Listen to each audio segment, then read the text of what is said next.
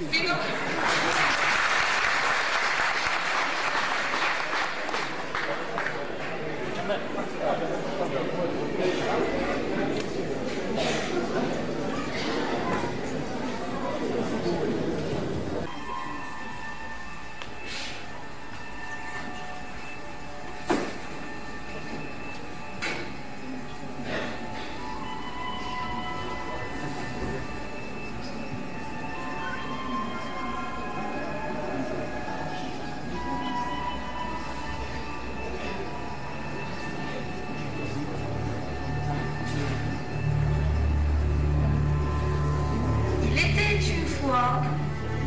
Un vieil homme qui vivait seul.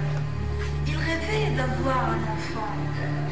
Un jour, il se mit à sculpter amoureusement un pantin en chantant joyeusement. Mon conte sera très beau, je l'appellerai Pinocchio. Mon conte sera très beau, je l'appellerai Pinocchio.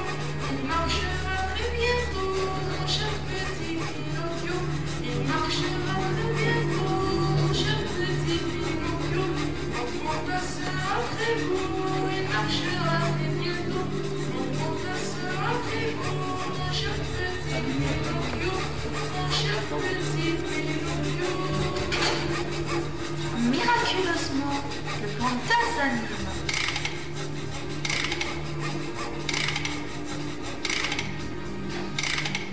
Je marche. Qu'est-ce que tu marches, Pinocchio? Tu es mon fils. D'ailleurs, prépare-toi pour aller à l'école. L'école? Et c'est quoi l'école, papa?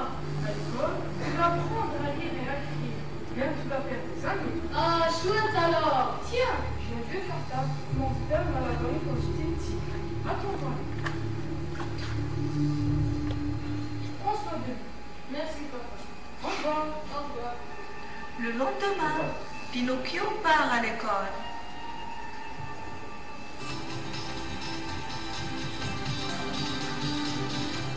Je suis un écolier. Je suis un écolier. Je vais à l'école pour les compter. Je suis un écolier. Je vais à l'école pour lire et dessiner. Je suis un écolier. Je m'appelle Pinocchio. Sur le chemin de l'école, il rencontre un renard et un chat. Où voici, joli Pinocchio? Je vais à l'école. À l'école. Si l'école n'est pas le pays de jouer. Jouer, il y a des journées. Les ballons, la balançoire et beaucoup d'autres jouets pour s'amuser. Non, mon papa ne m'a pas parlé de ce pays. Viens avec nous et tu vas voir. Hein? Je sais pas. Et l'école? Et papa? D'accord, je viens avec vous.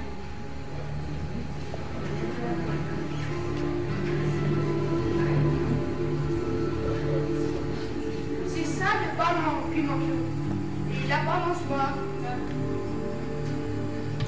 Pendant 3 jours, Pinocchio et ses 2 amis n'ont pas arrêté de jouer et de s'amuser. Au 3e jour, Pinocchio rencontre un nain. Ce dernier lui rappelle qu'il est temps de rentrer à la maison, car il y a son père qui l'attend et que sûrement il doit être très inquiet de son absence. Oui, t'as raison le nain. Je vais rentrer. Allez, au revoir. Merci du conseil. Papa, me voici de retour. Papa, où es-tu? Une voisine entend ces cris. Oh, Pinocchio, tu es revenu, tu es là. Mais qu'est-ce qui se passe? Ton père est parti. Mais où ça? À ta recherche. Et tout le village raconte qu'il a été avalé par la grande baleine. Oh mon Dieu, la baleine. Je vais chercher mon papa. Je vais le retrouver. Tu es brave garçon, Pinocchio. Bon courage, au revoir. Pinocchio, triste et peiné, va à la recherche de son père. Il traverse des forêts, des villages pour trouver la mer et sauver son père des dents du monstre. Arrivé devant un village, fatigué, il s'adosse contre le mur d'une maison. Là, il surprend une conversation entre une fille et sa maman. Maman, grand-mère est malade. Tu peux aller la voir? Oui, ça lui ferait plaisir. Mais... Encore se faire reposer. J'ai placé des verrouilles à côté de elle. D'accord, je viens en route. Et surtout, ne parlez pas aux étrangers. Mais oui, maman, je serai prudente, je te le promets. Au revoir.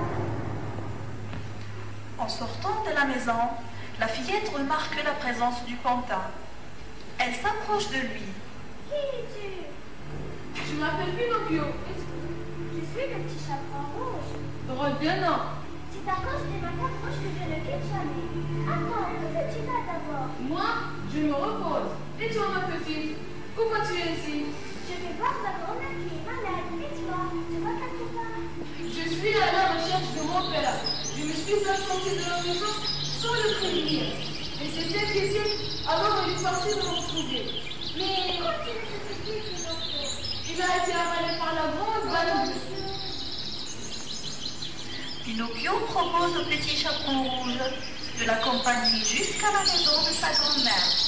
Et que là, ils se quitteront. Je veux cueillir quelque chose pour ma grand-mère. C'est tout. Bien sûr.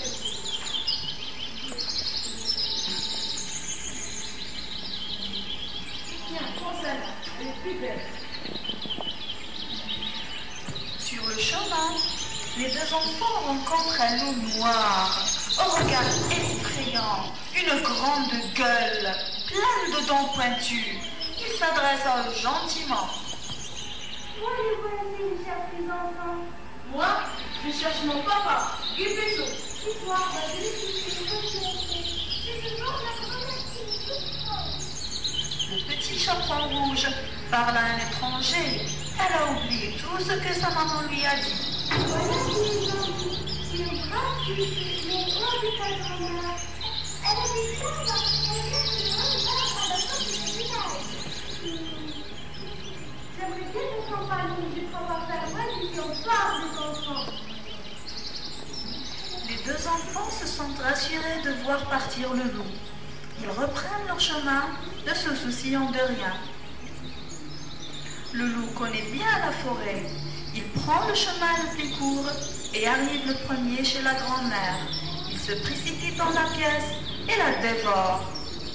Il enfile sa chemise de nuit, met sa coiffe, puis il se couche dans son lit, en attendant son vrai repas de la journée, le petit chaperon rouge. Arrivé devant la maison de la grand-mère, les deux enfants se séparent. Pinocchio promet à la fillette de revenir la voir pour lui présenter son père. Et il continue son chemin. Je te souhaite bon courage. Au revoir. Au revoir. Qui est là? C'est moi, grand-mère, la petite fille. Je t'apporte des brèches et un pot de miel. Bienvenue, ma petite. Dis-moi pour faire une sauvage. Approche-toi plus près de moi, ma chérie. Oui, ma grand-mère, tu as le droit d'être aujourd'hui. Tu dois être bien malade. Grand-mère, tu as de grandes oreilles. Dieu, tu sais. Grand-mère, que tes yeux sont grands. Dieu, je crois, ma chérie. Grand-mère, que tu as de grandes dents. Grandes dents, c'est pour mieux te faire. Là, c'est un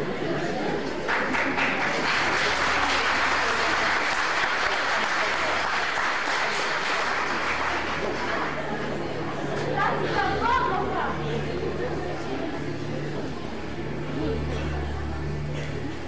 Là, c'est un bon repas.